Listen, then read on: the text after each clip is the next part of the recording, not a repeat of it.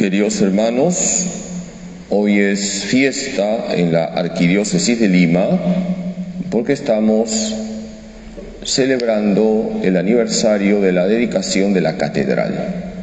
Es decir, recordamos la fecha en que se consagra la catedral para el culto. Y esto nos lleva a meditar sobre lo que significa la palabra templo. Desde la fe, la palabra templo tiene varios significados. Y hay niveles para hablar de la palabra templo. El cuarto nivel es la edificación. Una edificación consagrada al culto es un templo y es un lugar sagrado. Y por eso hay una urbanidad de la piedad en el templo.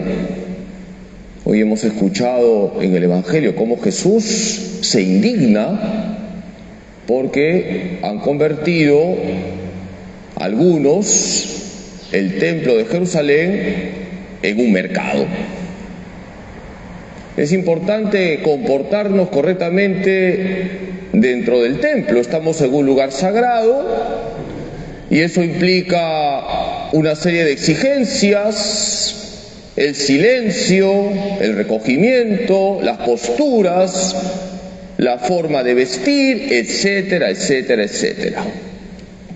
Y es importante que cada uno de nosotros, con su ejemplo en primer lugar, muestre esa urbanidad de la piedad tan importante hoy en día, porque mucha gente no sabe comportarse dentro del templo.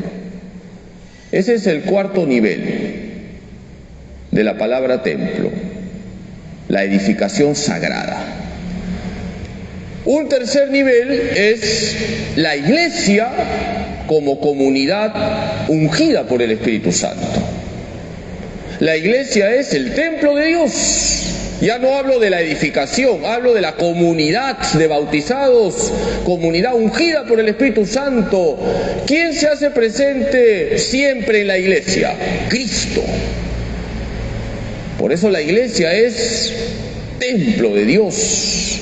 La iglesia es una realidad sagrada y una realidad indestructible. Una edificación puede ser destruida, pero la iglesia, comunidad ungida por el Espíritu Santo, es indestructible. Un segundo nivel de lo que significa templo es el bautizado que está en gracia de Dios. En la vida de San Juan María Vianney se cuenta que un niño le regaló un ramo de flores.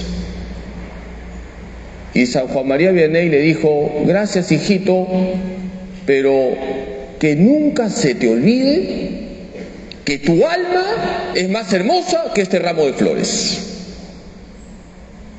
Cuando un bautizado está en gracia, no en pecado mortal, ¿qué es? Un templo de Dios, un sagrario vivo, un santuario de la Trinidad.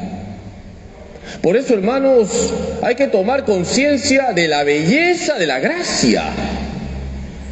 Cuando tú vives en gracia, ¿tú qué eres? Un templo vivo de Dios. Eres santuario de la Trinidad. Eres una custodia viva. Por eso no hay nada más bello que vivir en gracia de Dios. Y el primer nivel de lo que significa templo, ustedes lo saben, ¿quién es? Jesucristo. Hoy Jesús en el Evangelio aparece como el templo. Y en la primera lectura, en este pasaje de Ezequiel, se anuncia que vendrá un templo, el nuevo templo, de donde brotará agua. Esa profecía, ¿en quién se cumple? En Jesucristo. Jesucristo es el templo con mayúsculas que trae el agua viva, que es el Espíritu Santo. Queridos hermanos, Jesucristo es el templo con mayúsculas. En Jesucristo se une lo humano con lo divino.